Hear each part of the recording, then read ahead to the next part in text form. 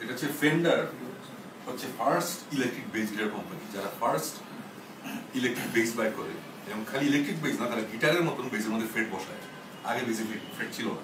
So actually Fender কিন্তু 1950s কিন্তু বেশি আগে না, কত 50s মানে কত 64 বছর আগের কথা। সো ওই সময় first electric bass guitar introduced হয়, এবং ফেন্ডারের ফার্স্ট বেস গিটারের নাম ছিল ফেন্ডার প্রেসিশন। সবাই এটা জানে, সবাই ফেন্ডার পি বেস ইউজ করে, অনেকেই করে। ফেন্ডার প্রেসিশন নামটা আসছিল এই কারণে, because that was the first electric bass guitar যেটার মধ্যে ফ্রেট ছিল।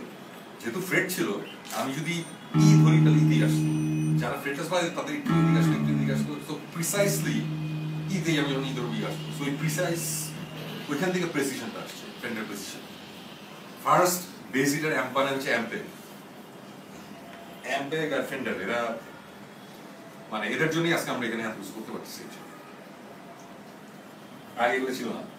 ইভেন 5 স্ট্রিং বেস আমরা পাই, 5 স্ট্রিং বেস 1980s আসছে। 1980s এর আগে 5 স্ট্রিং বেস ছিল না।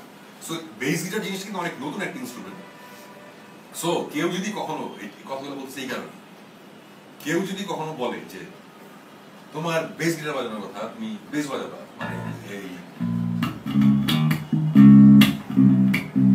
টাইপের বেস বাজাও, তুমি কি কেউ যদি এগুলো বলে, তখন বলবো যে ভাই বেস গিটার ইনস্ট্রুমেন্টটা আবিষ্কারই হয়েছে 60 বছর। 60 বছর is not enough to define এই ইনস্ট্রুমেন্টটা কেমন বাজানো যায়। অ্যাটলিস্ট 100 বছর টাইম দেন, তারপর বলেন কেমন যে বাজাতে হবে। সো আপনি মুড়ি খান, এটা সোজা বলে দিবা। কজ বেস গিটার কেমন বাজাতে হবে এখনো কোনো হ্যাডম আসে নাই যে বলবে যে বেস গিটার এমনি বাজাতে হবে, কারণ 100 বছরই বানায় bass guitar instruments, bass guitar বানানো হচ্ছে। তো সোজা এটা বলে দিবা, কোনো সমস্যা নেই।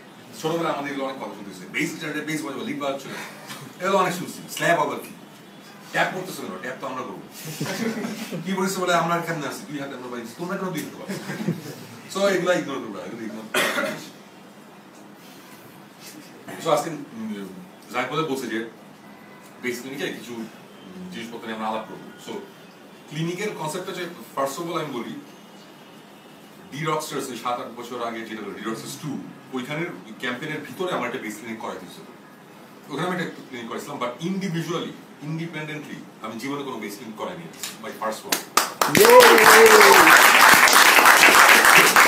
আর যখন স্ট্যাটাস দিচ্ছে যে বেস ক্লিনিক, তখন আমাকে অনেকে মেসেজ পাঠিয়েছে, শুনুন এটা কথা হলো আমরা ঢাকায় থেকে আমরা ঢাকায় এসে করবো, ঢাকায় এসে করবো। সো এই ক্লিনিকের কনসেপ্ট হচ্ছে যে আমি নিজে বেস ক্লিনিকে গেছি, বিলিশনের বেস ক্লিনিকে গেছি।